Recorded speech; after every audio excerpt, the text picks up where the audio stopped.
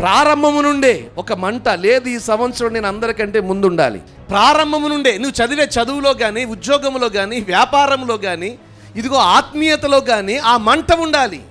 ఈరోజు నా ప్రభు అందుకునే చెప్తారు, మీరు వెచ్చగా లేరు, చల్లగాను లేరు, ఎలా ఉన్నారు? నునువెచ్చనగా ఉంటున్నారు మీరు. సంఘానికి, లవొదికయ సంఘానికి ప్రభు ఉత్తరం రాస్తూ ఇలా చెప్పాడు, మీరు వెచ్చగా ఉండాలి కదా, మీరు మండించబడుతూ ఉండాలి కదా. మీరు మండించబడితేనే కదా ఆ వెలుగులో అనేకులు ఆశీర్వదించబడతారు. అందుకనే ప్రభు అన్నారు, మీరు లోకమునకు వెలుగై ఉన్నారు. ఆ వెలుగు ఎక్కడి నుంచి వస్తుంది?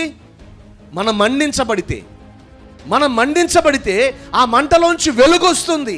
అప్పుడు మన లోకానికి వెలుగును చూపించగలుగుతాం. అంతేకాదు మన కుటుంబం కూడా అప్పుడు ఆశీర్వదించబడుతుంది. హల్లెలూయా.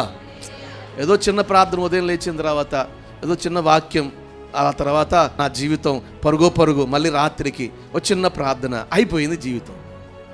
ఇలా ఎన్ని సంవత్సరాలు గడుచుకుంటాం?